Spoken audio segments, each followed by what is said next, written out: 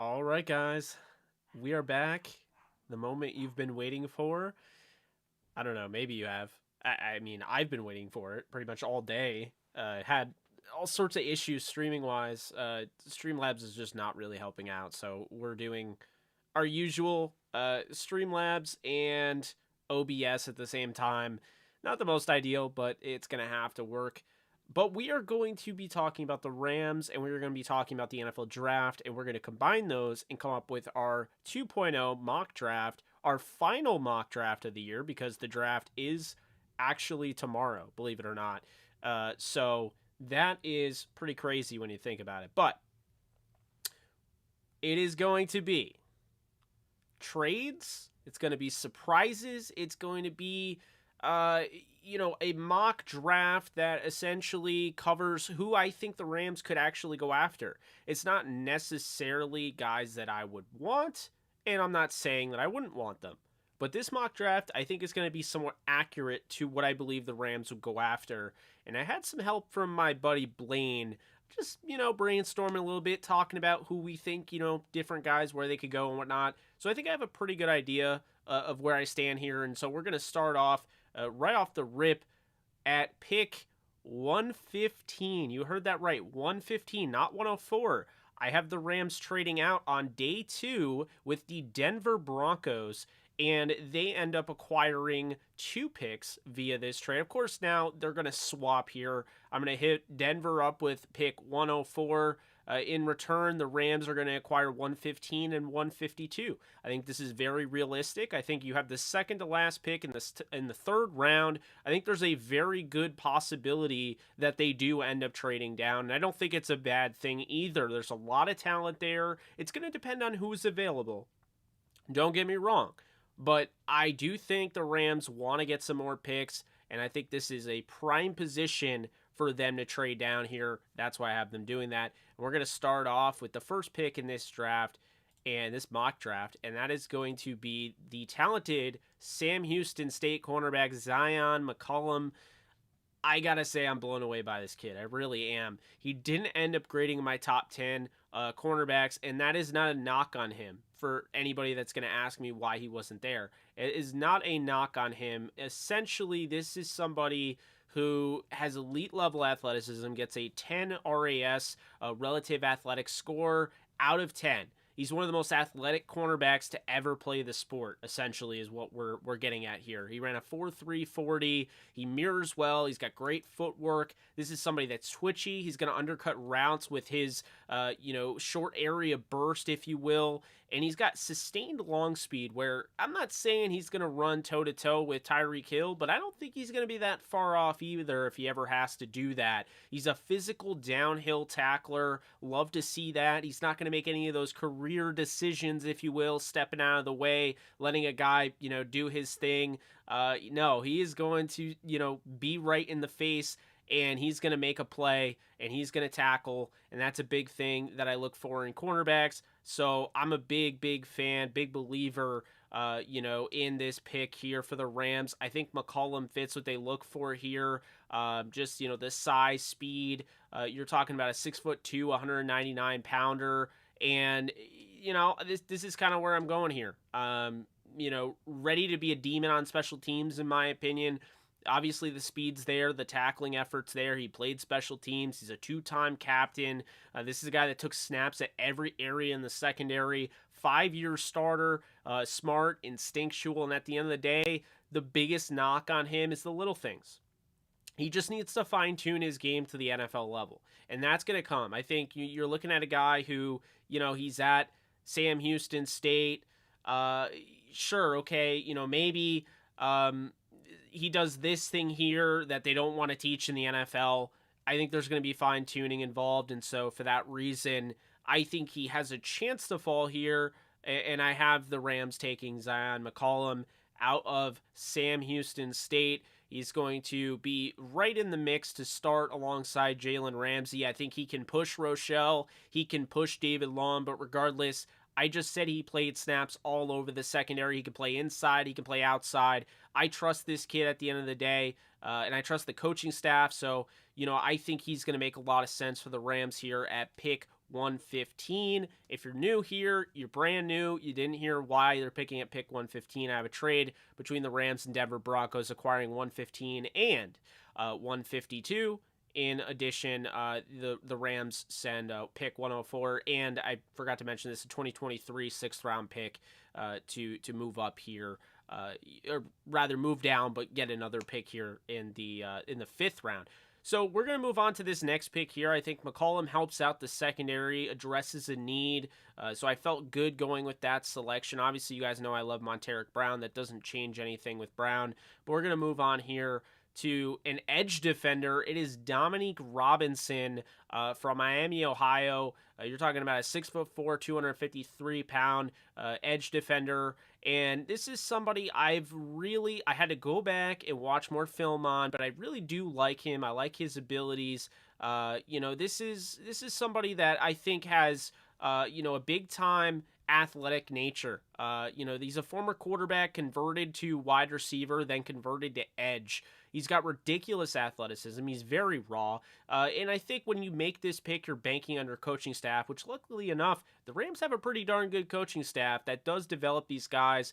I don't think he has to start right away, and I don't think he would because he's extremely raw. It works because the Rams do have Justin Hollins, they have Leonard Floyd, they have Terrell Lewis, and they have Chris Garrett, who's a little bit ahead of schedule as far as Dominique Robinson, and I think he'd be ahead of Robinson at least right off the rip. But this is a Super Bowl team, so you're not going to draft a guaranteed starter, a bona fide starter right off the bat. And I'll just say this right now, for anybody that's wondering why Malone isn't the pick here, I love Malone. That hasn't changed. But Malone, I don't see making it to this pick. Now, the way it is, I had him as the first pick, the pick 104 initially in my first mock draft. This we moved down. So I don't see, them getting Malone at 142. If he fell there, I'd probably pick him. But Dominique Robinson seems like a Rams pick. A lot of high upside there. I think he's a guy that they would love to develop. He's got great bend and body control, exciting potential. I think a big thing with him is he's got to work on his counters and he's got to work on his run defense ability. I think he definitely has to improve in those areas. But he, at the end of the day, he is not a true plug-and-play starter, but he's somebody that has a ton of potential. And, in the right circumstance, like the Rams, he has a chance to be a really good 12.5 to 15 sack potential guy that hopefully, makes a jump as a run defender. But he tested out of this world with a 9.74 RAS score, which is incredible. He's a special teams workhorse, something you might not know. And again, this guy just excites me. He excites me as far as the potential goes, but also I think he can contribute right away on special teams. And that's what you're going to have to do. You're going to have to carve out those roles, if you want to be on this team, because this is a Super Bowl defending team. He's likely not going to start. It's probably a bad thing if he does start that early on, or it's really good and he's way ahead of schedule. But he's raw, and I think you can definitely deal with that when you have a guy like Hollins and Floyd on the outside. So, moving on, we have the fifth round pick that we acquired because of the trade with Denver. And in this pick, we are going to address the offensive line position here. We're going to go with our first interview of the Downtown Rams draft season, and that is Lecitus Smith, a guard from Virginia Tech that I love, 6'3", 314 pounds. The Rams typically don't go after giant offensive linemen. They just don't. Obviously, Andrew Whitworth is an exception, and so is Havenstein at tackle, but typically interior, they don't like giant guards or anything like that. So why do I like Lecitus, and why is this the pick? Well, I could see him going a little earlier, but I did just see Chad Reuter's recent mock draft had him go in the 6th round. So I think it's very possible you get a guy that's a plug-and-play guard. I think he starts at right guard immediately. Does he have an astronomical ceiling? No, but you're drafting a guy in the 5th round. He played really good football at a really good school in Virginia Tech. He is quick-footed. He's got great bend as far as his knees are concerned. He's solid in pass pro, has a solid anchor, has active hands, heavy hands at that. He's got good mobility, can work as a pulling guard, can get to the second level, can really help you out in the run game. His average length is a reason why he could fall, and I don't really care about that. At the end of the day, I trust this guy. He's got good mobility, he's got good strength, and I trust him in not only the passing game and protecting Matthew Stafford, but also helping out the running. game, and we interviewed him, and he was incredible. He was our first interview. He set the tone early on. A really likable guy. So Lacita Smith comes off the board here at pick 152, and I'm a big fan of that pick. So I decided to go with that. Moving on, we have the 5th round pick here, another one, but this is the Rams one. That was the Denver Broncos one. And the Rams one here is going to be none other than a running back in Jerome Ford. I understand some of you thought I was probably going to go with a Pierre Strong, and while I do see a lot of mock drafts that do have Pierre Strong going late for some reason, I even saw in Chad Reuters he was going to the 5th round of the Patriots at the end of the 5th round.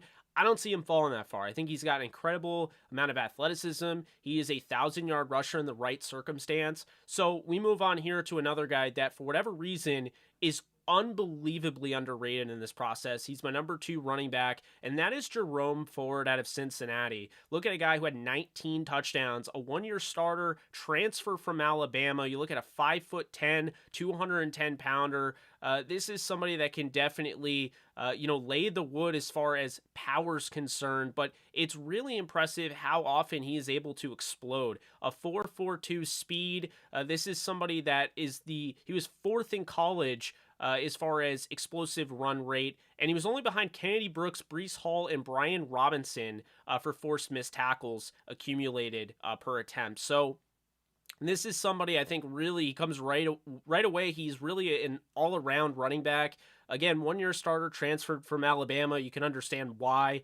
There's so much Alabama, talent and everything. So obviously there's that. But size and speed guy, great pad level. He's got great contact balance, quick feet, lateral agility, routinely breaks tackles. I mean, that is a big thing. And I know it's a lot of what the Rams fans were wanting last year out of the running back position. They didn't get enough of it out of Henderson. They felt like they got out of Sony Michel. I think Jerome Ford comes in and right away he does that. But he's also got home run hitting speed. I think he instantly becomes your home run hitter in the running back room. Even though he's a 5th round pick here, he's Elijah Mitchell. Elijah Mitchell was a 5th round pick for the 49ers. They actually drafted one in the 3rd round.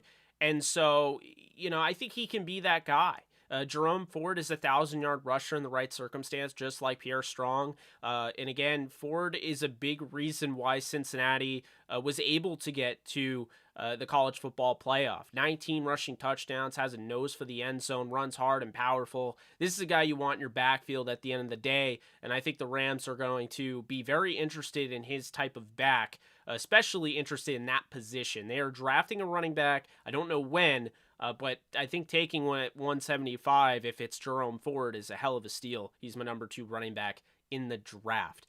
Moving on, we move on to the 6th round. Pick 211 here. I got Tanner Connor, wide receiver, Idaho State. We just interviewed him, Alexis and I. This is somebody who, 6'3", 226 pounds. He's a tweener.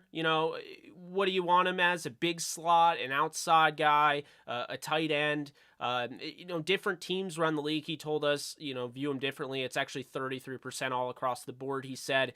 He's got great size for that position. He's a great special teamer, so I think that's going to be good for him moving forward. You look at the 887 RAS score. This guy is very athletic. He had no issue stacking cornerbacks at his all-star game. That is a big thing for me because you do it against Idaho State. Obviously, you go up against competition, but it's not on the level as the guys that you're going to play in the All-Star game. When he's doing at the All-Star practices, those are the guys he's going to go up against in the NFL, and it proves that he belongs. He was a man amongst boys at Idaho State. We're talking 200 yards receiving was the norm, was constantly getting open, was constantly creating space and breaking tackles and high pointing the football. I think he does a great job of that.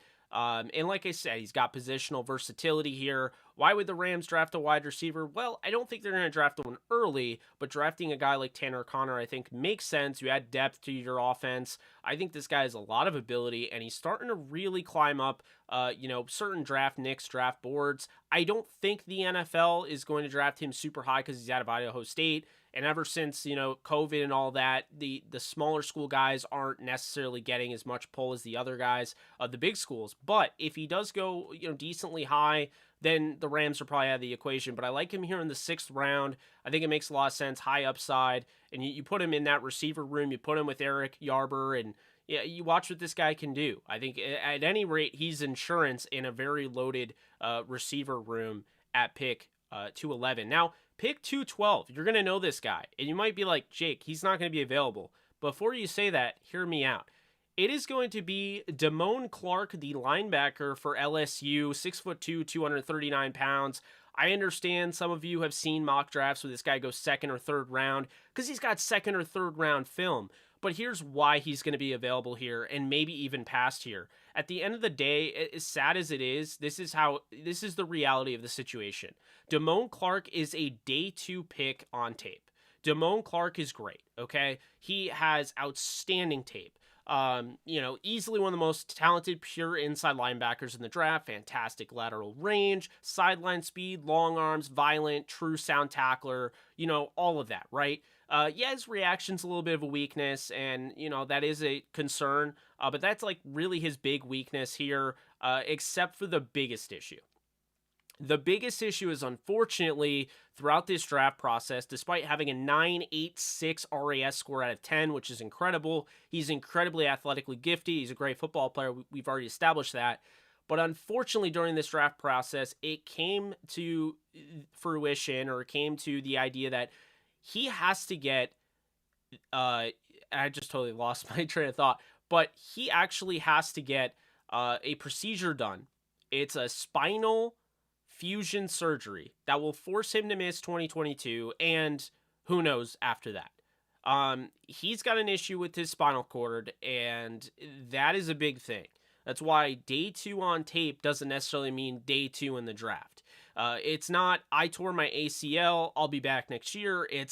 We're talking about a spinal cord. I mean, I was rooting for Ryan Shazier to come back from his spinal injury, but you can never be certain. It is football. This is a dangerous sport. There might not be a team in the league that wants to take a chance on that. However, I think if there is, the Rams make a lot of sense here. You got 3 6th round picks. You have a myriad of talented players and a history of great players in the 6th round. And furthermore, I look at this, you have Bobby Wagner, you have Ernest Jones, you have Traven Howard, and I mean, you have Christian Roseboom as your special team linebacker. You get this guy, you redshirt him, you keep him on IR, you bring him back next year, you have the medical staff check him out and see if it can work out. It's a 6th round pick. You have 3 of them. This is what we're talking about. You get a day 2 guy in the 6th round. I think that's worth the price of admission. But again, heavy concerns about that spinal cord fusion surgery. We don't know how it's going to go. We don't know if he's going to be the same player. Hopefully he is. Hopefully he makes a great comeback and everything, but we don't know. I'm still taking him here. I think this is the right move. I don't know if the Rams will do it. I think so far to this point, I feel like the Rams could make any of the picks I've made. This one, I don't know, but I definitely think they should consider it at pick 212. Fantastic player in Damone Clark. Moving on, we have pick 218.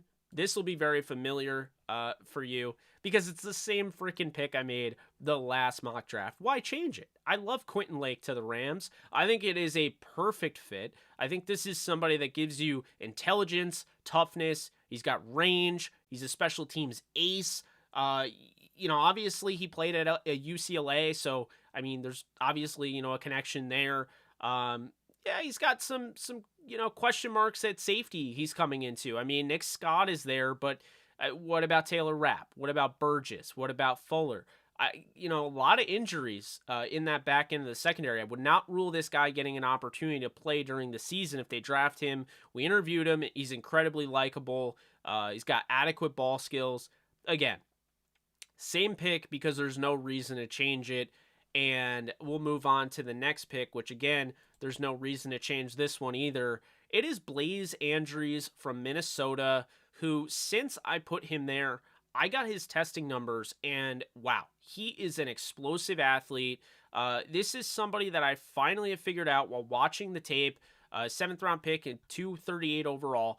I figured out I don't want to take him at tackle. I want to use him at guard, and I want to develop him at guard. And I think this is, insurance in case the Lacita Smith move doesn't work at right guard, or it's insurance in case they let, they have to let Edwards go at left guard, at some point down the road. He's a 4-year starter. He's durable, can play any position on the offensive line, but I think I'm going to focus on guard, let him learn that position at the NFL level, and just continue to develop him there. I do think the positional versatility held him back as far as, college goes.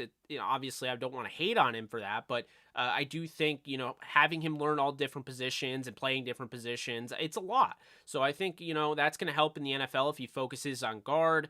He does a nice job climbing to the second level, great upper body power, above average football IQ, heavy hands. He's not a finisher, okay? He's not a mauler. That's fine. I'm okay with it. You're getting a guy in the 7th round. He's not a mauler, but he does a lot of things well. Can be laid off the snap at times. He does lose leverage. He's a developmental guy. You put him with Carberry, a 9.82 out of 10 RAS score, which means he's incredibly athletically gifted, and it means he's in the 98th percentile of all guards that have come out of the draft. This is a guy that I really like, and so I'm going to stick with him here, as well as Lake. Those guys returned from my previous mock draft, so I keep them here. And now, finally, the last pick in this draft is going to be a punter. And it's not Jordan Stout. I love Jordan Stout, but I had the realization that Jordan Stout will not make it to the Rams pick here, and I don't pick a punter until at least the 7th round. So, unfortunately, Jordan Stout's not going to be available. Insert Ryan Stonehouse, the punter from Colorado State, who's already rocking the horns. Obviously not the real Rams horns, but he's rocking horns. And he is 5'11", 185 pounds. He runs a 4.5.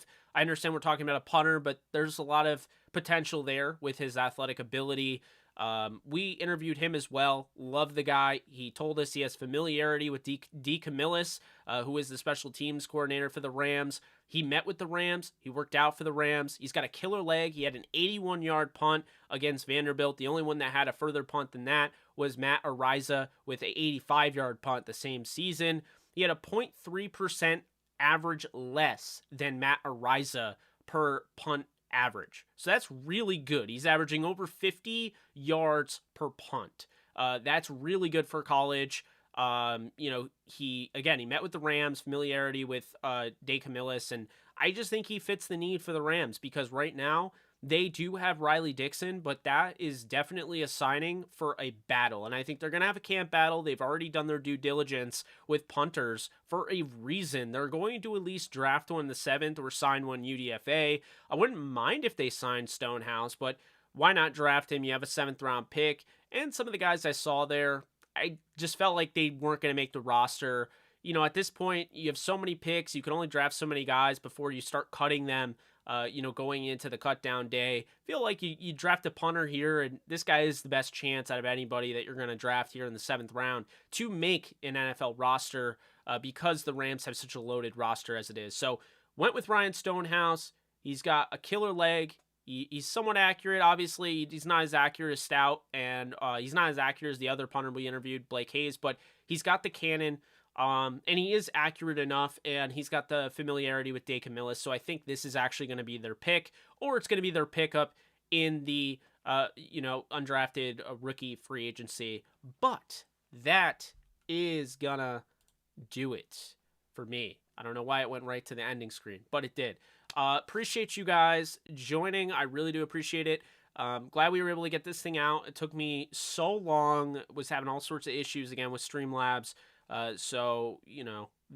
is that, but that is our quick little live draft. I do appreciate you guys being in here.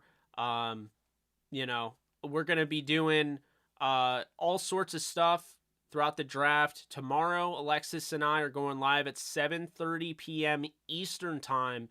We are going live at 7:30 p.m. Eastern Time, and we are going to be covering the entire draft from the 1st round to the 7th round. So keep that in mind. It's going to be right here on this channel or on Alexa's channel. Either or is fine. I mean, we're both going to be live. We're going to be live together, but it's going to be streaming on both. So you can catch it all right here on YouTube, wherever YouTube gets broadcasted. I don't know where else it'll be, but we're going to be interacting with you guys. We're going to have a fun, laid back time watching the draft, analyzing what's happening and things like that. So it's our 4th straight year doing it. So hope you guys join us then. Also, be sure to check out on the Call-In app exclusively. I just dropped my first episode of Rams Edge. I did just air it. We went live about 9 o'clock until like about 10, I would say. And it was a great success, I think. People called in. We had about 15 people in there. Brand new app, so really cool to get people in there. Got to get more people in there, so let's see if we can get that thing going. I'll put the link in the description after this thing ends. But DTR draft stream, Nolan, you got it right. That starts tomorrow.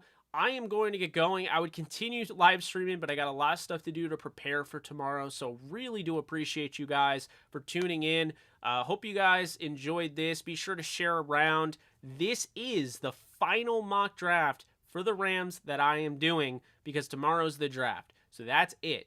You can find all the content, all our draft content. We interview all sorts of guys. You can find it on my channel. You can find it on Alexa's channel. You can get it on anywhere you get your podcasts.